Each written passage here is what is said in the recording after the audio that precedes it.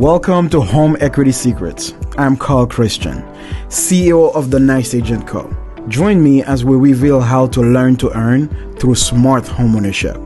Discover expert insights, practical advice, and inspiring stories on turning your home into a powerful financial asset. Whether you are a first-time home buyer or a seasoned investor, let's unlock your home's true potential together. Welcome to Home Equity Secrets. Welcome to Home Equity Secrets. My name is Carl Christian, the CEO of the Nice Agent Company. Again, we're going to have an episode for you to know everything you need to know about home equity. This is the one podcast that will interview lawyers, financial advisors, realtors, homeowners about their home equity, and why not about their life. Today, we have the one and only Teresa, and I'm not going to even say her last name because I want her to introduce herself. She has so much on her resume that I don't even know. We're going to have fun today. That's all I'm going to tell you guys. We're going to have fun. So if you haven't subscribed yet, please subscribe to the show. Teresa, thank you so much for being here. Please tell everybody who you are. Hi, my name is Teresa Mack, and I am a mother of three, most importantly. I am a realtor and a broker in Los Angeles, California, sunny California, and I am the CEO of our real estate brokerage, which is Pacific Playa Realty. Wow. That's who I am today. That's who I am right now. I love the way you said, this is who I am today, which means you don't mind evolving into someone else if you have to. Absolutely.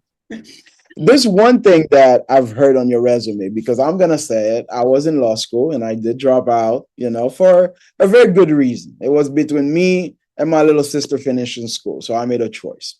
You were a lawyer, right? Yes. Oh, you are. Okay. So what made you make that decision between not practicing law and going to the real estate brokerage? That one really caught my attention. Caught my mom's attention too, because she said, what?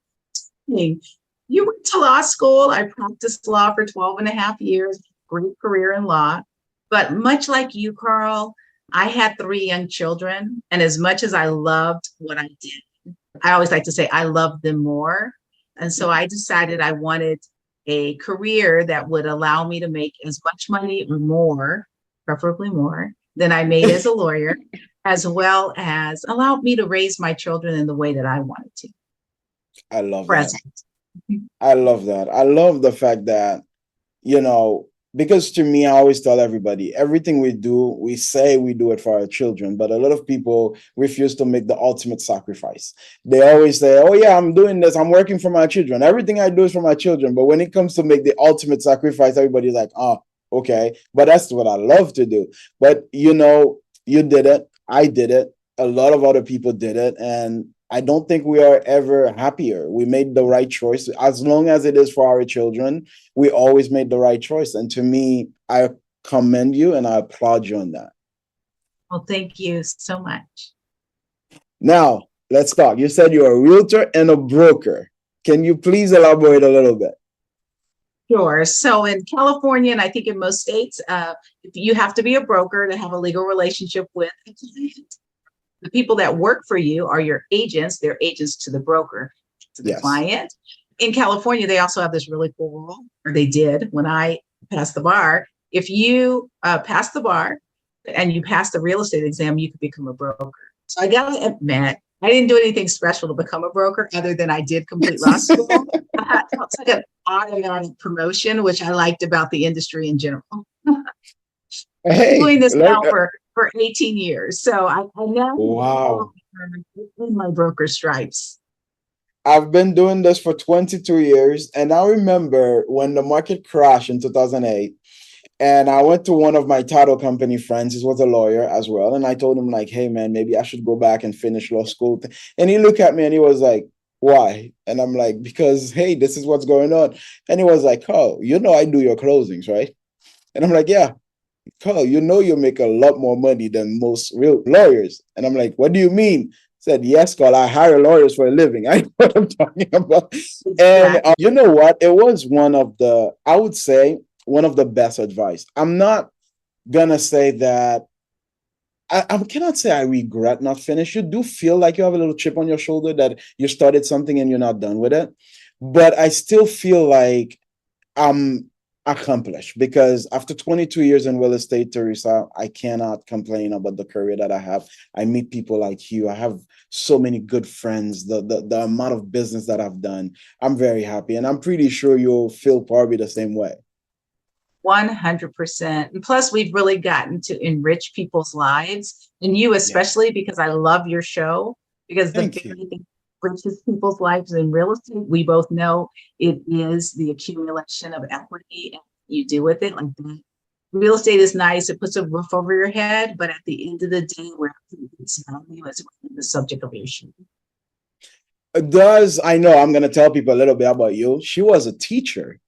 How is that impacting your real estate career? Because I know being a teacher means you've been patient. you know. Yes, yes. So after I finished law at USC, go Trojans, I practiced for a while and I had an opportunity to teach at the law school. So I got to teach, pretty smart young adults and who very well off, by the way. And ignited a passion in me about teaching. So as the CEO, I do a lot of teaching of real estate agents and teaching of consumers, of clients, of the community like you have to, Carl. It really resonated with me when you shared that part of the reason that you created one of your podcasts was because of your need to inform the community.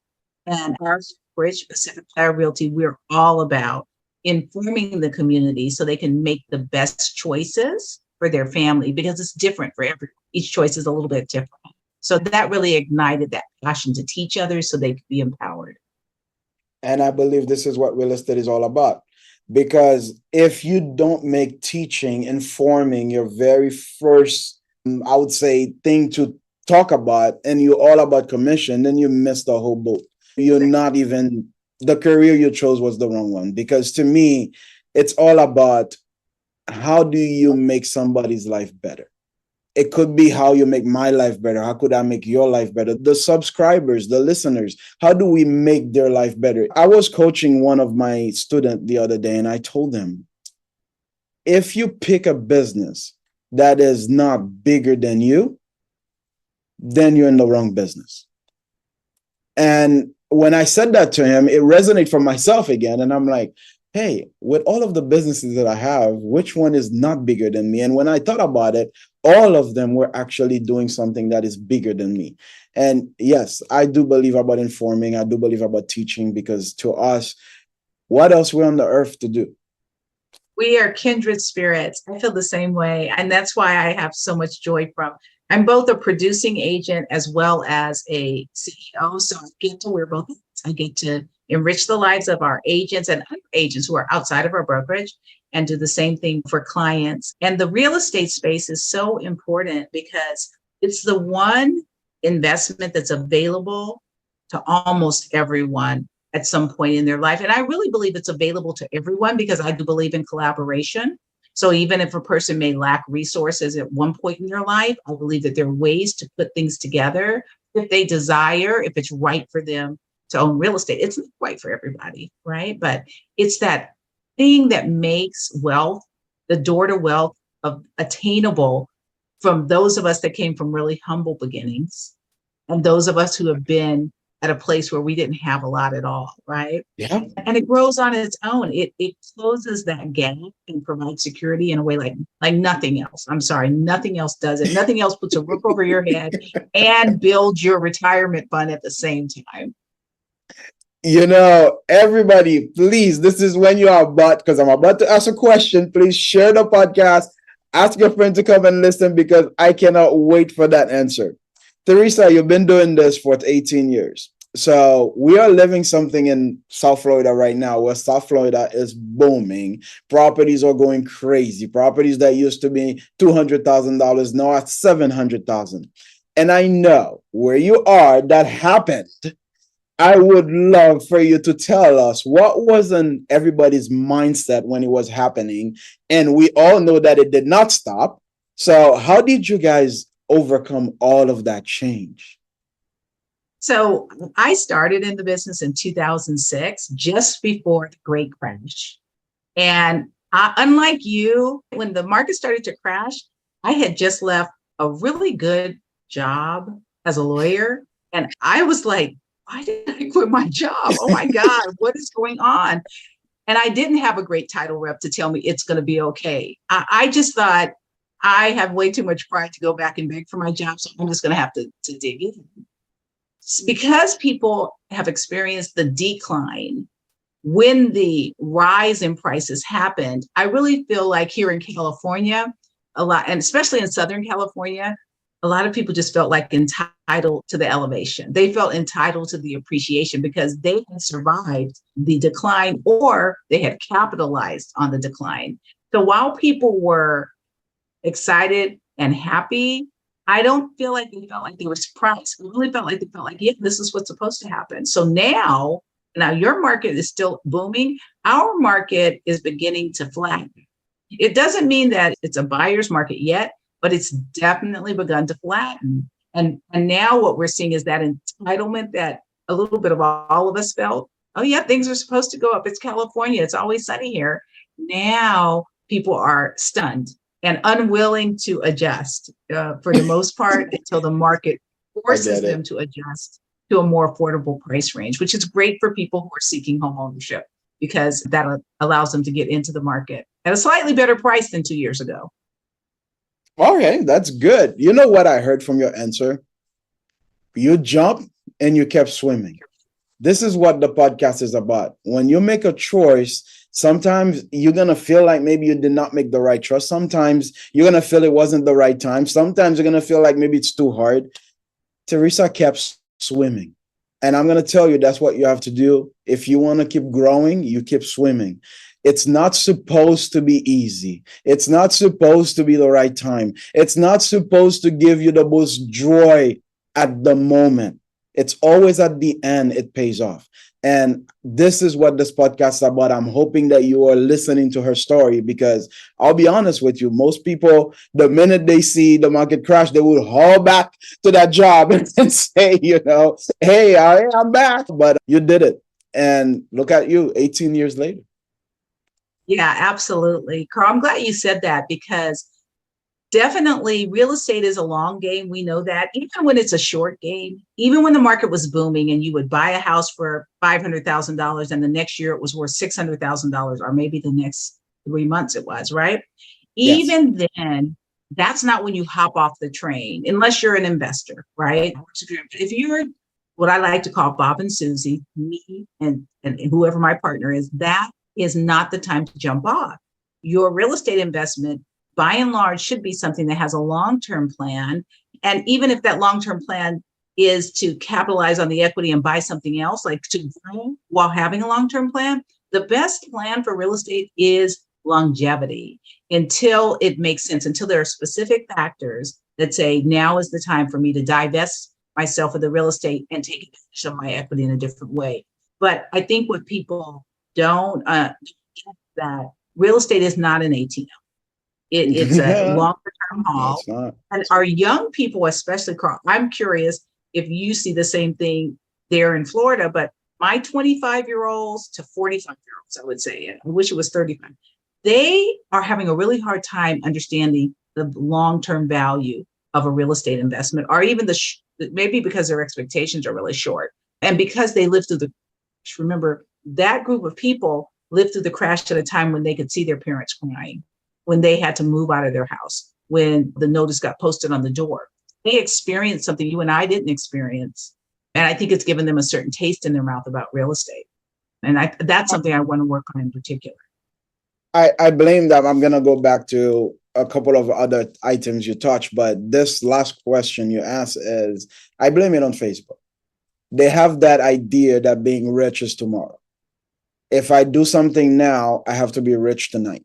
And because of that, they don't think about real estate the way we do.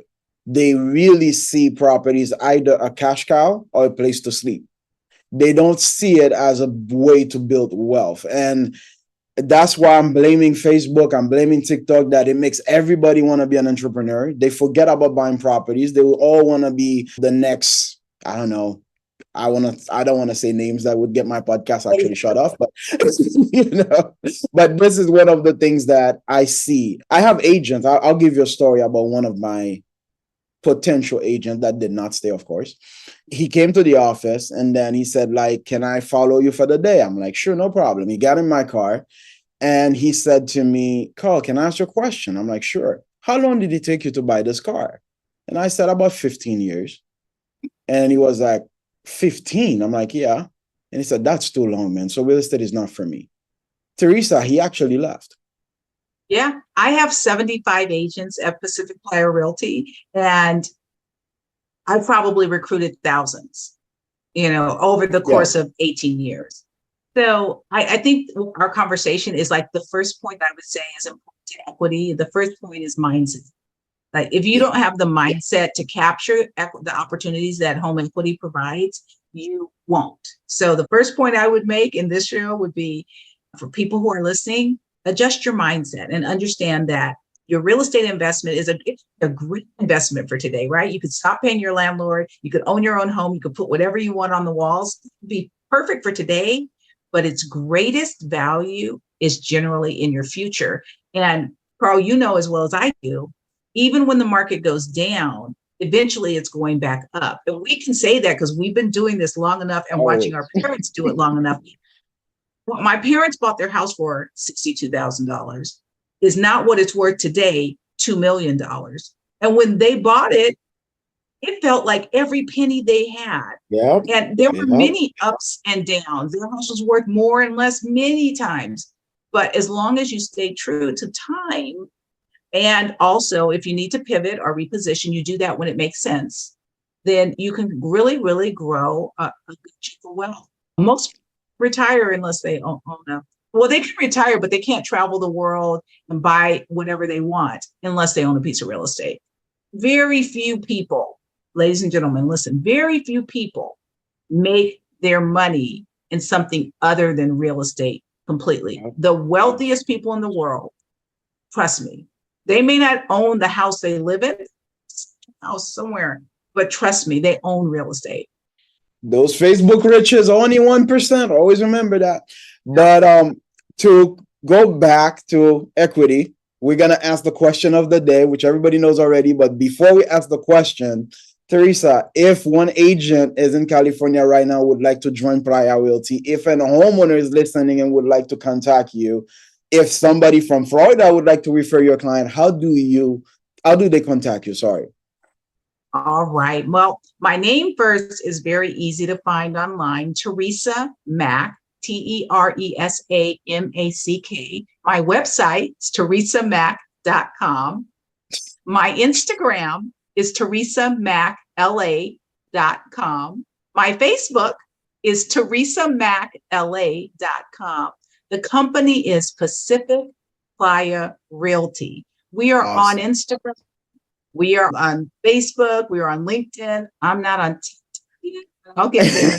So you can always reach us, reach me and anyone else in that way. And let me just give my phone number real quick. It's 323-377-9379.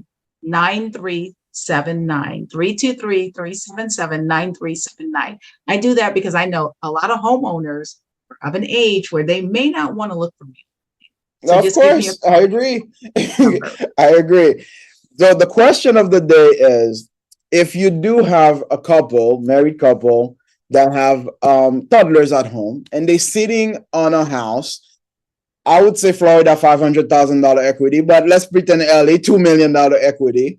What would be your advice to them?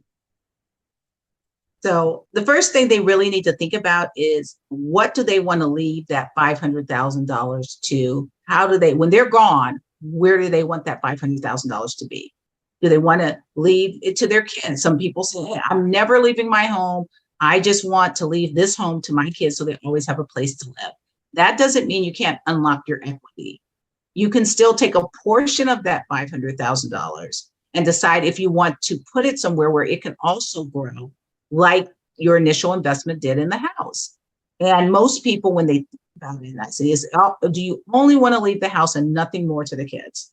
Or do you want them to have more? Do you want them to have the opportunity to have more? And if that's the case, then you go first to your financial advisor, your tax advisor, whoever prepares your taxes, and you talk to a realtor and you talk to a finance person. Those are the three people you need to talk to determine if mathematically it's going to make sense for you to unlock some of your equity and use it to do something else with you.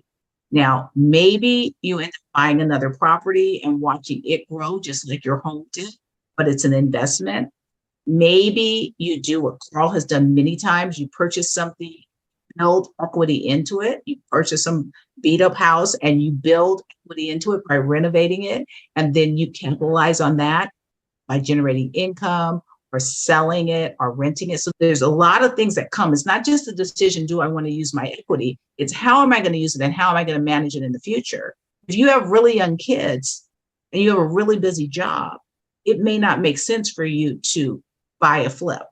It may not. It may make more sense for you to buy an investment property that already has tenants in it, that's already has income. So it really, you have to look at your lifestyle and what you want to do with what you've built and who you want to do it for. Really, are we doing all this for ourselves? Most people unlock equity, I would say, for the two biggest reasons is one, they need the money to retire in. They need the resources to take care of themselves or another loved one, a parent or kids. Rarely do people just unlock equity just because they just want to make money. I just want to put some money in my bank. There's always no reason. Why do you want to put maybe I want the security of money. Maybe I want the opportunity to help others like you have, Carl. Maybe I want to move into a bigger house. So think about why you want, where you want to go and why you want to go there. And then let your choice equity and how you do that be driven by that reason. Because when you do that, even if, like you said, it was not the perfect time to pull out your equity. Even if you don't make the perfect investment when you pull it out and you make an investment, even if you make a mistake, if you've done it for the right reasons, you'll be able to live with that better. You'll be able to recover and then come back to the house you still own, which will continue to grow in value, and you can correct yourself. Or you can just do like we do, continue to grow your wealth. Yes. So what I'm hearing is make a plan, talk to your team, and duplicate. This is what I always say to people. You did it once. Why not do it again? But they get the fear that, hey, I don't want to lose it. I bought this house. Now it's worth $2 million. I'm sitting on $1 million. But what if I lose that $1 million? That fear is the reason why I created the podcast, is how do we, Teresa, me, help you get away from that fear? Because if you have a plan, which you did not even have the very first time, all you had was, let me buy a house. Now you can sit down and have a plan with people that are professionals that know what they're doing, that will tell you, like, this is what I advise. Like Teresa told you, it's not about going and buy properties. It's about what is it that you want to achieve and then make a decision. To me, this is the best advice ever. I'm not asking you right now, go refinance your home, take the home equity and go buy a duplex. No. What is your plan? Live the house? What is your plan? Live a business that is growing for the kids? What is your plan?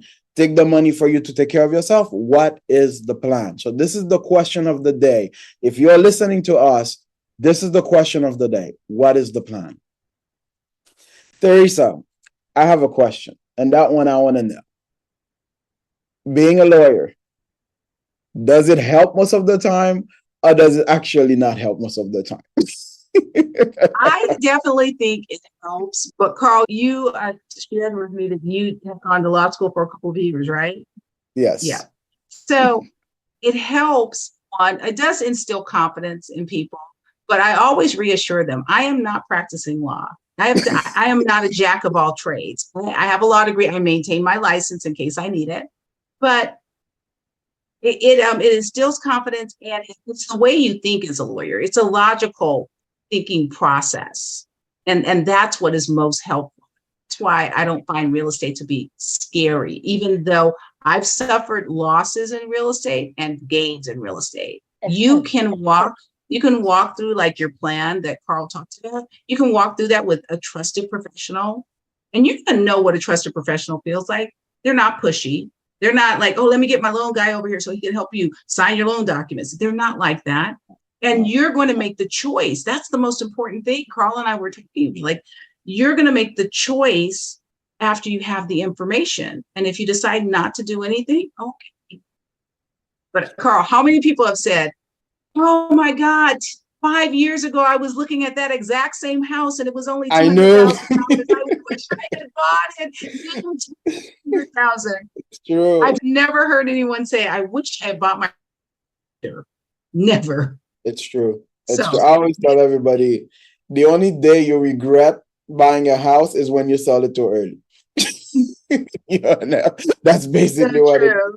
I'll tell you something, a little story about mine. There's a city called North Miami, and a client of mine wanted to build a clinic. He's a doctor. And he said to me, like, hey, I see that piece. No, I found the piece of land and I called him and I'm like, oh, let's look at this. He put the offer on it. Then the GC at the time charged him an extravagant amount of money. And he said, Carl, I don't want to do this. I'm backing out. It's the last piece of vacant land in the city. So I told him, like, look, if you're going to back out, I need you to sign that piece of paper that give me the right to buy it. And he was like, he's my best friend. He was like, whatever, don't worry, man, just buy it. I bought it. And then literally 3 months later, somebody offered me $180,000 more. And I'm like, you know what? Let me sell it. And I'm going to be honest with you. If I regret ever doing something in real estate, it's that deal. You're going to be like, but you made 180 grand. No, that piece of property now, which is less than a year later, is worth close to $1 million, which is almost 3 times that I bought it. So people who are watching the show know we all, if you're in real estate, you have a regret. There's no question, right? There's always something you passed up. That'll haunt you. But when you see the opportunity again, and you will, you won't hesitate to get it like you did. Nope. But when they come to offer you an extra $500,000, remember that learning curve is just for 180. Exactly. Learning curve forever. So Teresa, what is in the future for you? 18 years. Me, I'm gonna tell you, 22 years. I'm close to saying, hey, but 18 years. What's the future? I am not close to saying I find working with both real estate agents and we're growing a brokerage. So the goal for the company is we will continue to expand into what we call urban luxury areas. I run a team called the Urban Luxury Team, Urban Lux.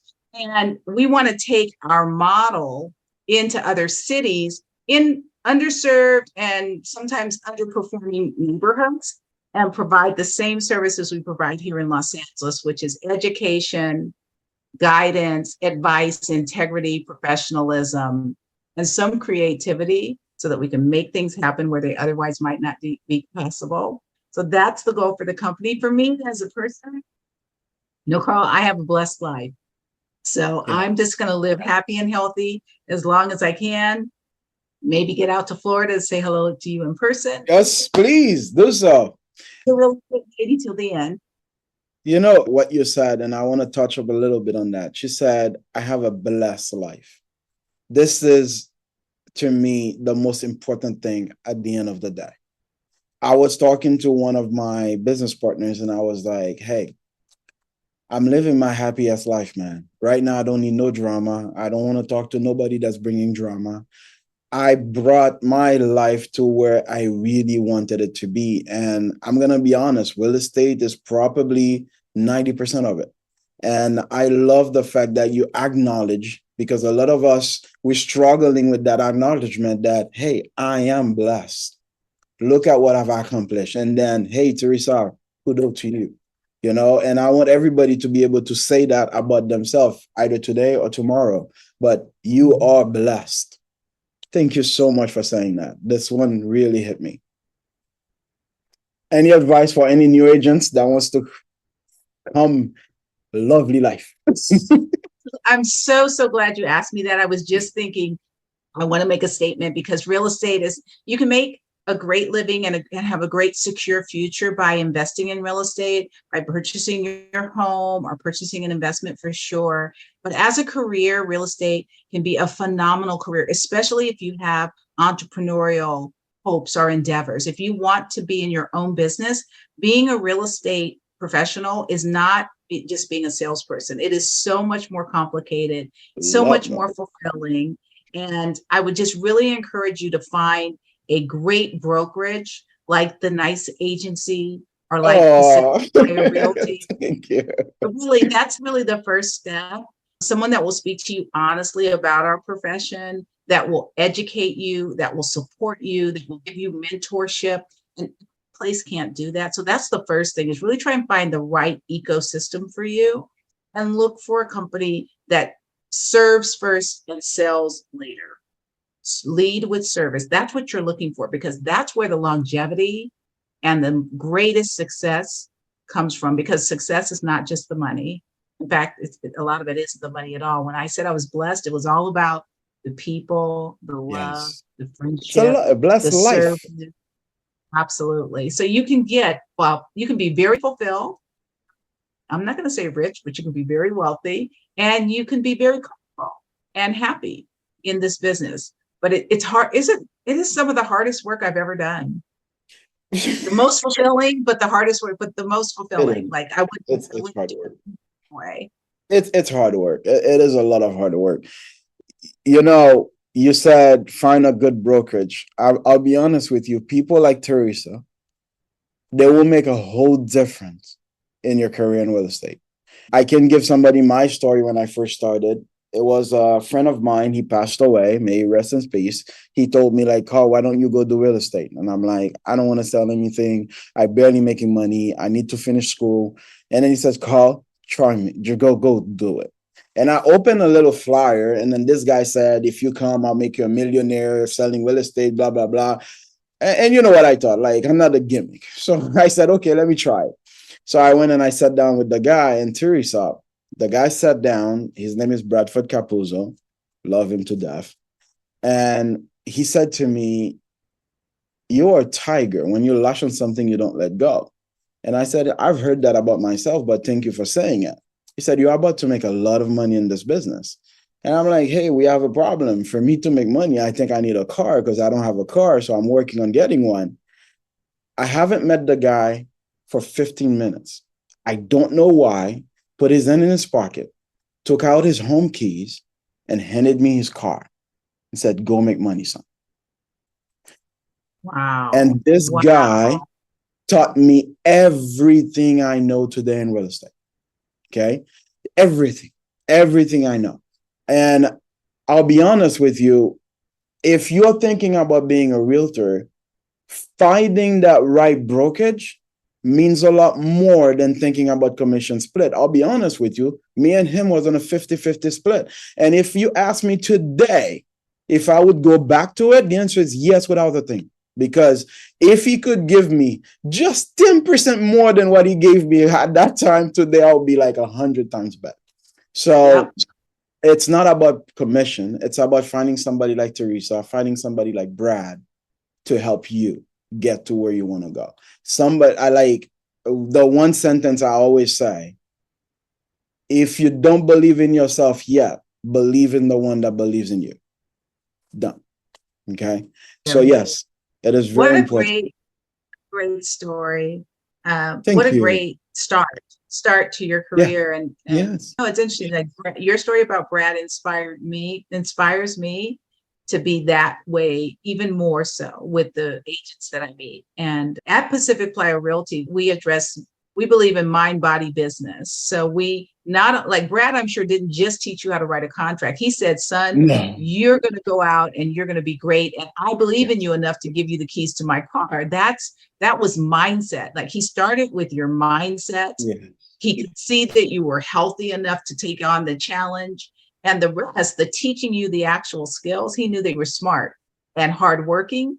You know, if you're not as smart as maybe the next person, if you're hardworking, you can overcome that. And so it's mind, body, business that will get you there. And you want a place that understands that it's not just about the money. You can have tension with the money, And that's good. But Yeah. immediately delivered on the rest. Thank you. All right. So this is going to be the end of the show. Thank you so much for everybody for watching, for listening to the podcast. If you have not subscribed yet, please subscribe. We're on YouTube, we're on Spotify and Apple. Teresa, do you have any last word for our subscribers and followers? Yes. Don't be afraid to take the leap. All you have to do is take the first. Find the professionals that you trust. Use your good sense because you've already proven it works, and move forward, be blessed. And don't forget, real estate is the one easy way into a wealthy future. Thank you so much, everybody. And remember, if you don't believe in yourself yet, believe in the one that believes in you. I'll see you guys next time. Thank you for tuning into Home Equity Secrets. I'm Carl Christian, and I hope you found today's episode insightful and inspiring. Remember, you can learn to earn how to set up your real estate portfolio to achieve financial freedom. I dedicate my life to helping homeowners like you unlock the potential of their homes in South Florida. Hit me up if you're in the area and let's chat. Please subscribe, rate, and leave a review. For more tips and updates, follow us on social media and visit our website. Thank you for listening.